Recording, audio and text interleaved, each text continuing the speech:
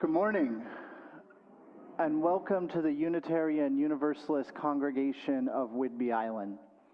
My name is Reverend Zachary Vinczen, and I use he, him pronouns, and I am the minister of this congregation.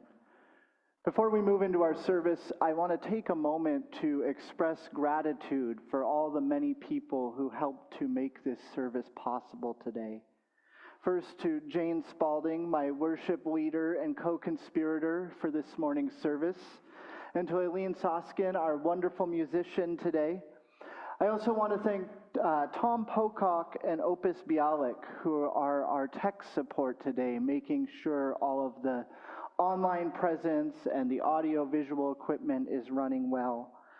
I express my gratitude to Denise and Avery Holzer for providing our refreshments this morning, and to Sarah Heath and Joanna Rooms for being our ushers.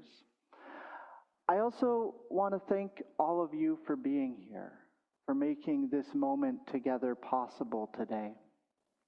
I invite you to take a breath, however you feel most comfortable, to center yourself,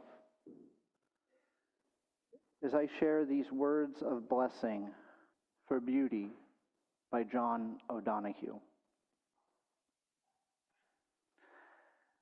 As stillness in stone is to silence wed, may solitude foster your truth in word. As river flows in ideal sequence, may your soul reveal where time is present. As the moon absolves the dark of distance, may your style of thought bridge the difference. As the breath of light awakens color, may the dawn anoint your eyes with wonder. As spring rain softens the earth with surprise, may your winter places be kissed by light. As the ocean dreams to the joy of dance, may the grace of change bring you elegance. As clay anchors a tree in light and wind, may your outer life grow from peace within. As twilight pervades the belief of night, may beauty sleep lightly within your heart. With these words this morning in our hearts and minds, let us continue to center ourselves as we listen to this morning's prelude. Come, let us worship together.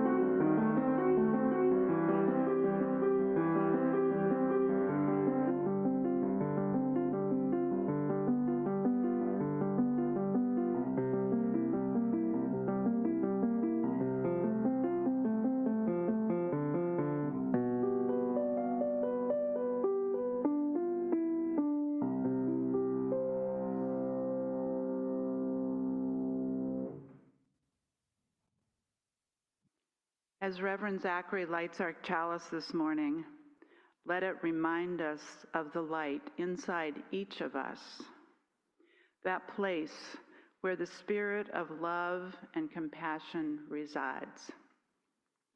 May this flame illuminate our path towards creating a sanctuary of peace and connection. Please rise in body or spirit to read the affirmation and sing the first 3 verses of our opening hymn, number 203, All Creatures of the Earth and Sky.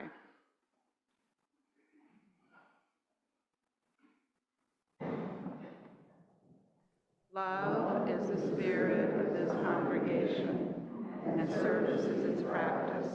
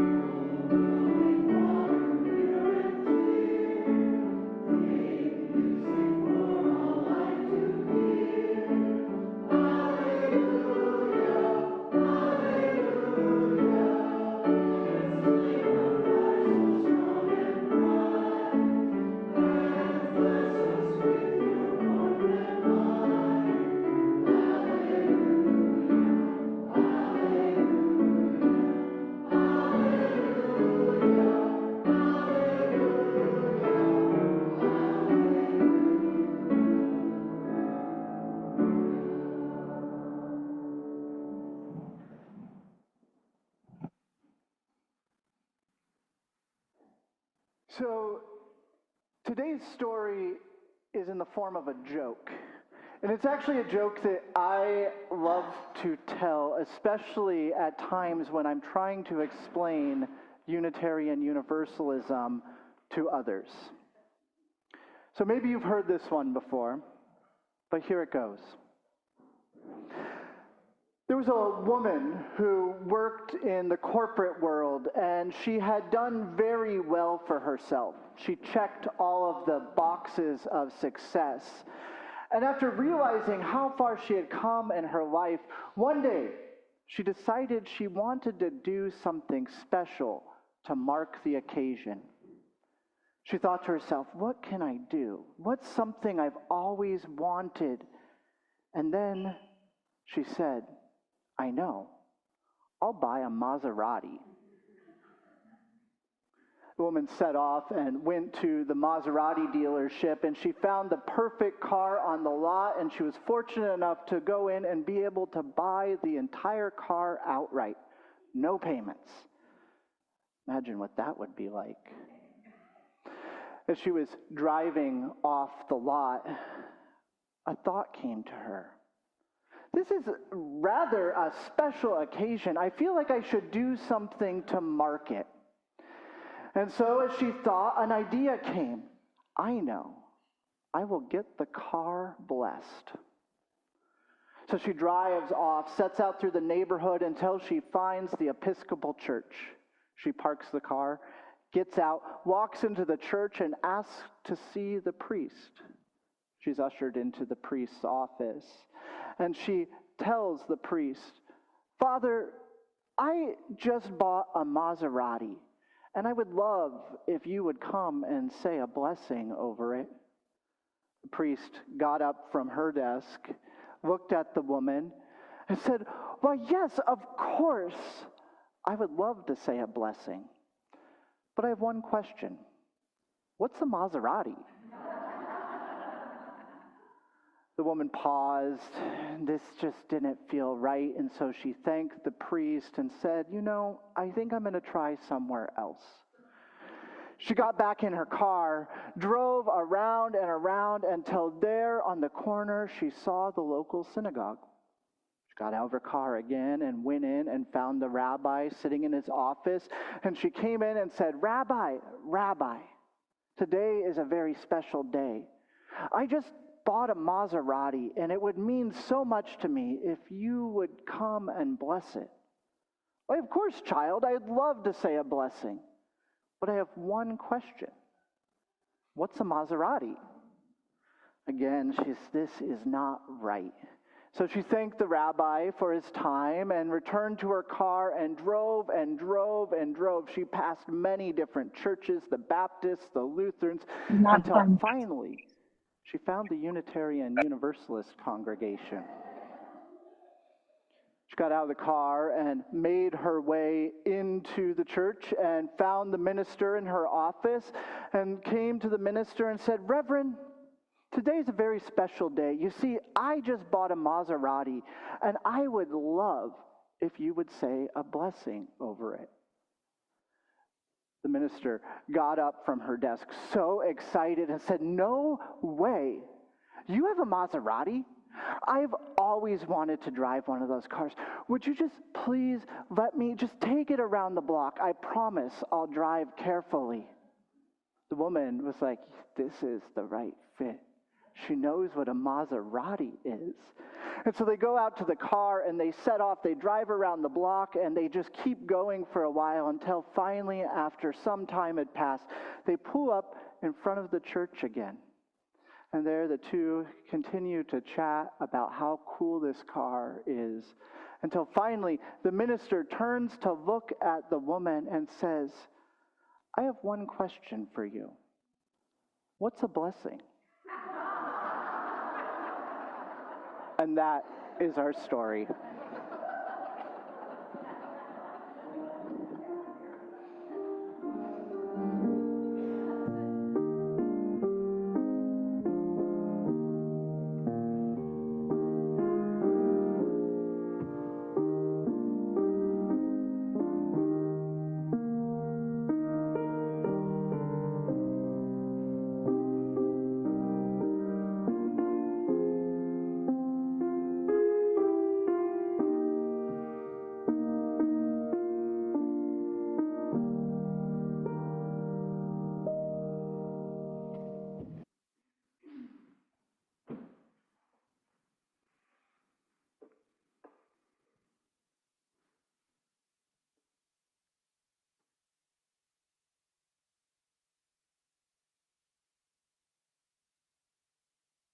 With joys and sorrows, the joys and sorrows of the world and our lives, some spoken into this space and others held quietly in our hearts and minds. With these joys and sorrows, we bring questions that shape our journey, the burdens we bear, the hopes that keep us moving forward. In this sacred space, may we find the beauty that breaks through the ordinary, the quiet light that calls us to pause, to see, to be fully present. May we recognize the thresholds in our lives, those moments that divide past from future. And may we have the courage to cross these thresholds with open hearts, knowing we are not the same when we return. Bless us in this hour with grace to welcome change. Bless us with the wisdom to find blessing even in the unexpected. And bless us that the courage to carry our light beyond this place dwells within us, so that we may be a blessing to ourselves and to others. May we walk together in love and hope, ever mindful that the sacred dwells in all things, visible to those who choose to see it. Amen. Now invite us to rise in body and or spirit as we sing our centering hymn of our service, number 318, We Would Be One.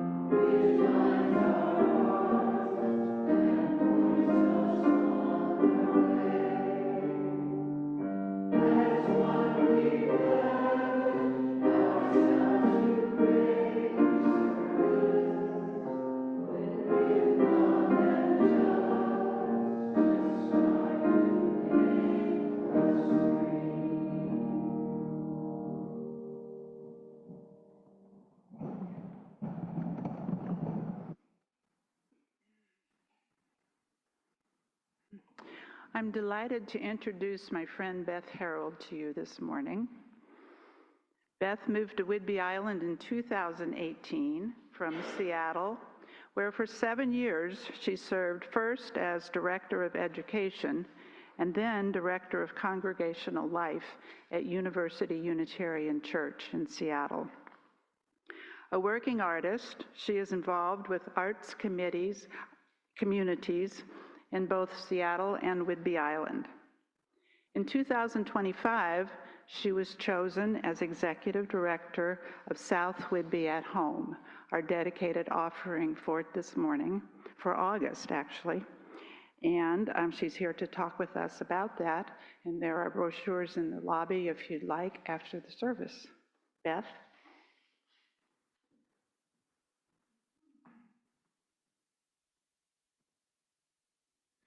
Still on? Yeah. Thank you so much for having me this morning. So excited to come to the Unitarian Church. We've all heard the adage, it takes a village to raise a child. Well, it turns out it takes a village to age in place too. And I know that you all are ahead of the curve on that one because you've created community here as well. We are actually a village. South Whidbey at Home is a 501c3 nonprofit. And you've probably heard of the village model. If you haven't, it was originated in Beacon Hill near Boston. And it's neighbors caring for neighbors. a community-based nonprofit grassroots organization formed through a cadre of caring neighbors who want to change the paradigm of aging. South Whidbey at Home was started in 2016 by local legend Lynn Willifred. Many of you probably are very familiar with her and all of the wonderful things that she started. She saw the village in Beacon Hill, and then she read the book Being Mortal and decided that she had to start a village here on South Whidbey. We, in a 2010 survey, AARP found that nearly 90% of older adults in America want to stay in their homes as they age. And I heard a startling statistic recently that of all the people moving to Whidbey Island, and many of them are seniors, only 30% have any friends or family on the island. That's kind of concerning, but I'm glad that you all are here. We help to make it possible for people to stay in their homes as they age. We can't be everything to them, but we can help. And we do this by offering social activities, empowering educational events, and volunteer assistance with things like transportation, light home maintenance, technology coaching. That's a big one right now. Things like hauling your recycling or resetting your light timers, light lawn maintenance, social visits, grocery shopping, walking buddies. A couple of our members who don't drive anymore just like to have somebody take them to the thrift store to wander around for a couple of hours. We even have a therapy dog now, and one of our members was having visits with the therapy dog, and when I asked her why she liked it, she said, "You don't have enough time. I just feel such a sense of calm when that dog leaves." We recently brought a nurse over from Seattle to put on a senior foot care workshop. I know it sounds super sexy, but turns out if you want to stay upright, you got to take care of your feet, and she was actually quite a hoot. And in September, we're piloting a program called Aging Creatively that was originated at MoMA, and the Fry Museum is doing it. And it's for people living with dementia and their care partners to come once a week and do art together. It's not exactly a respite for the care partner, but it allows them to connect in a way that is joyous and lovely away from the everyday drudgery of life. So we encourage people to join when they don't need a ton of help. Come into the community, volunteer, come to our events, and sometimes you might need a little help. A lot of people who are our volunteers need help with their technology sometimes, or, you know, I can prune my rhododendrons, but I can't haul the stuff away anymore, that kind of thing. We currently have about 200 members and about 100 amazing volunteers. I'm the first full-time executive director, and we also have a part-time administrative associate. And I feel so honored to be able to do this meaningful work at a time where it feels like often we feel helpless. So if you want to volunteer some more, we'd love to have you, because that's an anecdote for, action is an anecdote for anxiety. Recently, one of our beloved members passed away. He was 94, and he wanted to stay in his own home, which was quite in disrepair. And he was undergoing cancer treatment, and he was able to stay in his home until the last 2 days when he went to hospice because of our volunteers. And it was just a lovely, lovely thing. We go from Clinton up to Backen Road, almost through Green Bank. And it's $240 a year to join. Members can request up to 2 services a week. And we also have scholarships. So thank you so much for having me. I'd love to answer any questions after the service if you have them.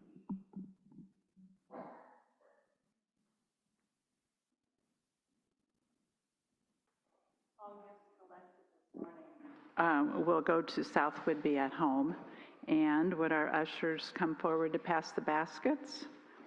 And we have the pleasure of enjoying the music of Johannes Brahms, played by our own spectacular and beloved musician, Eileen.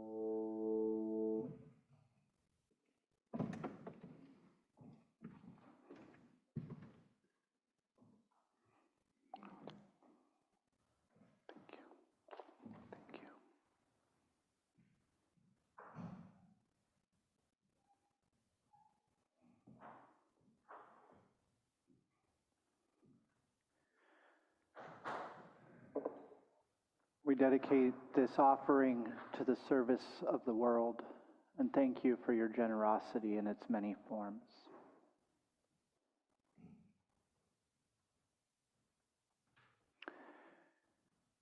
In the story that I shared earlier about the woman getting her Maserati blessed, we are left with the punchline. What's a blessing? For many of us, I think this is a legitimate question. Like the UU minister in the story, we are more likely to know what a Maserati is rather than a blessing. I say this not as an indictment, but as an observation. In my handful of years now as a UU minister myself, I have been present to many individuals who struggle to articulate their own spirituality, including the meaning of a blessing. And perhaps what more should we expect from a religious movement that has often been described as a people united by the questions, not the answers? And yet, despite this long history of apophatic theology or theology through negation, I do think that there is some merit in considering what we affirm beyond the material facts of things like Maseratis. So what is a blessing? When I started my seminary education over about 12 years ago, I was inducted into the school by participating in what was called the threshold ceremony. I remember that evening being instructed to gather with my cohort of recently admitted students on the sidewalk in front of the small building that held the institution of Star King School for the Ministry in Berkeley, California. It was the twilight hour, and each of us entering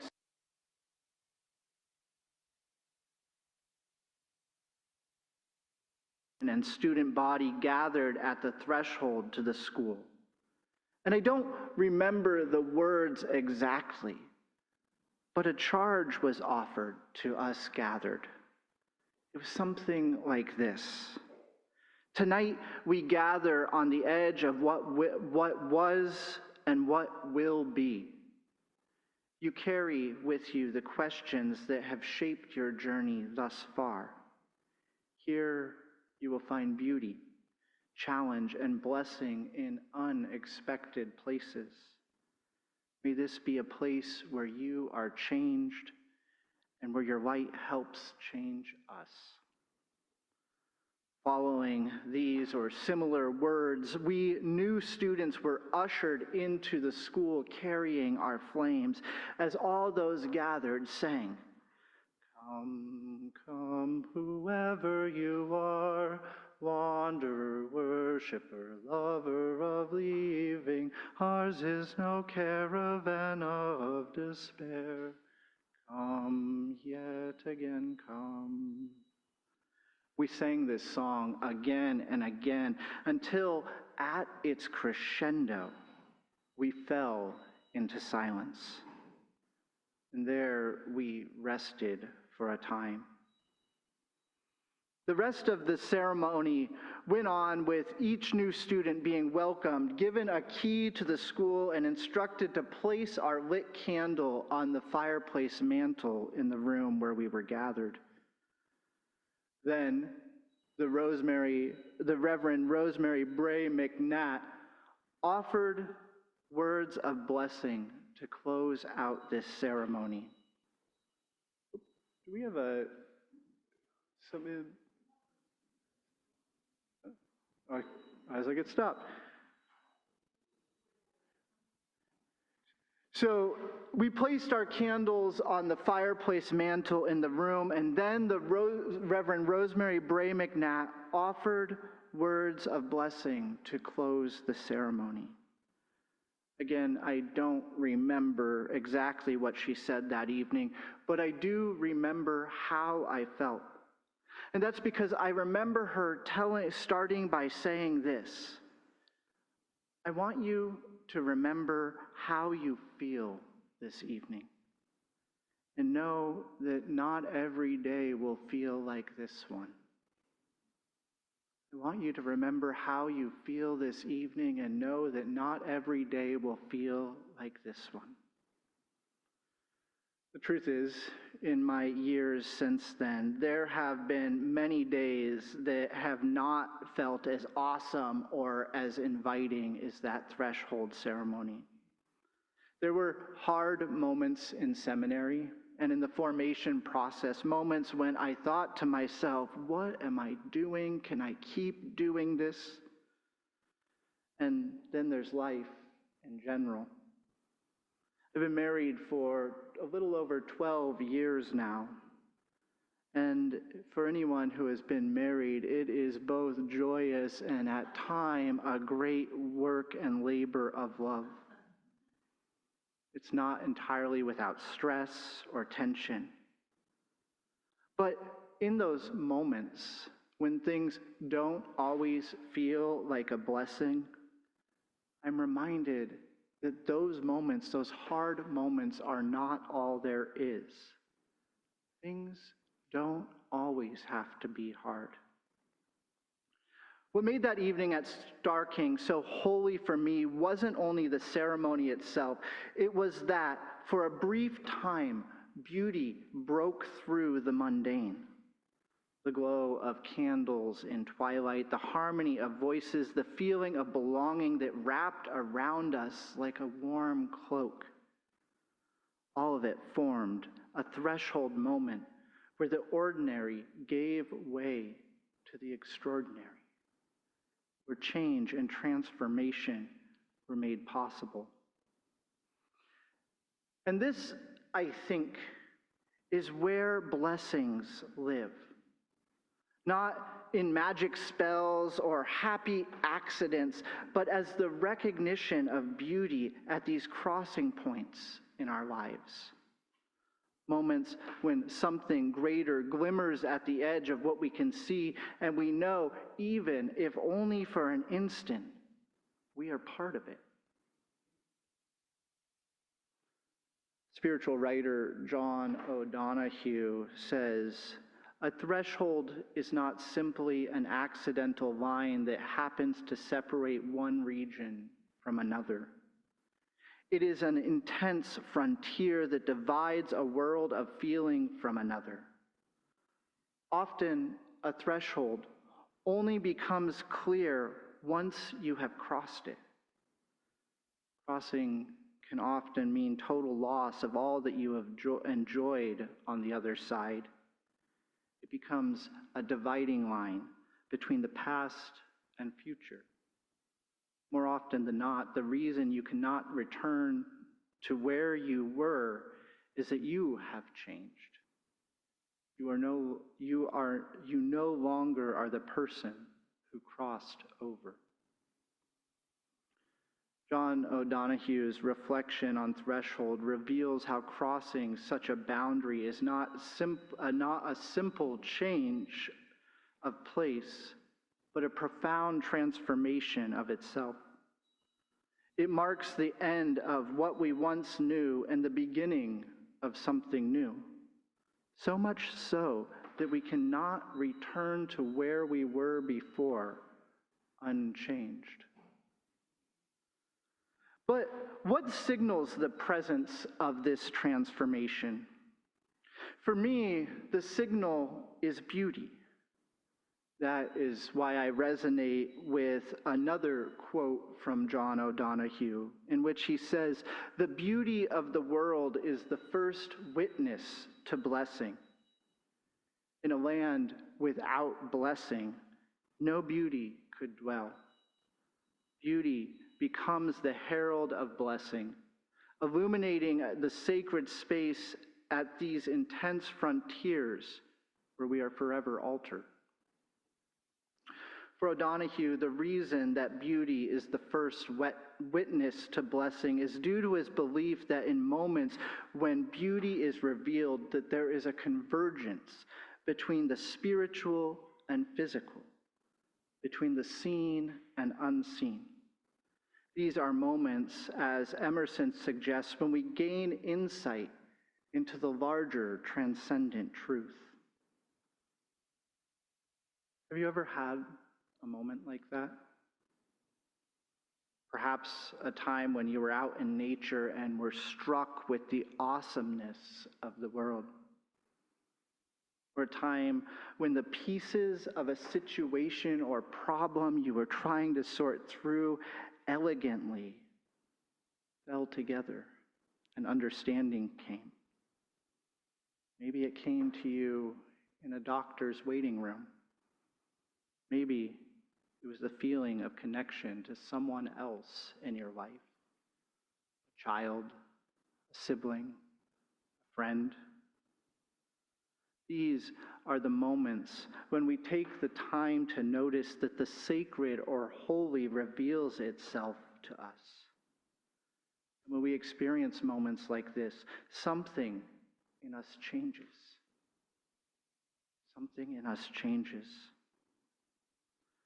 For me, blessings are what make a moment holy. And a holy moment is not about the price tag of the thing in front of us, whether it's a Maserati, a candle, or a quiet patch of moss in the woods. It's about the beauty that breaks through and catches our attention, reminding us that we are standing on a threshold between what was and what will be, fully alive to the wonder of now. What makes a moment holy is not the object, but the seeing, not the possession, but the presence. And when we see with that kind of clarity, we discover that blessing was never something we had to acquire. It was there all along, waiting to be noticed. To the glory of life. I'd like to invite us to rise in body and or spirit as you are willing and able, as we prepare to sing our closing hymn of today's service, hymn number 1008, When Our Heart is in a Holy Place.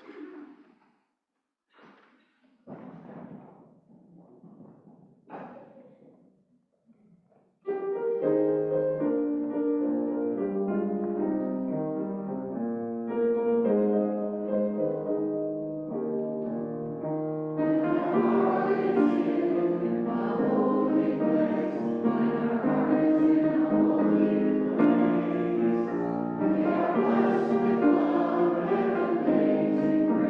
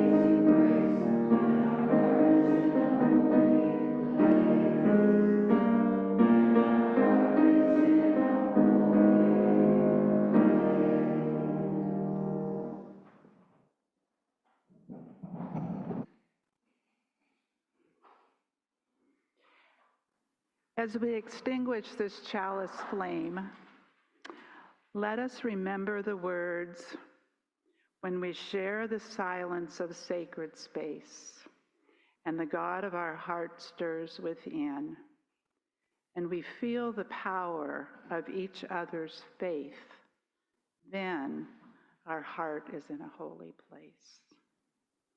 May the light of this chalice continue to shine brightly in our lives until we meet again.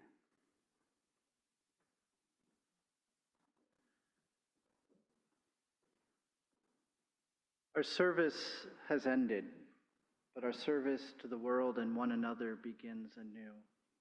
May the beauty of this gathering inspire us to go forth into the world and be sources of additional beauty. May it be so.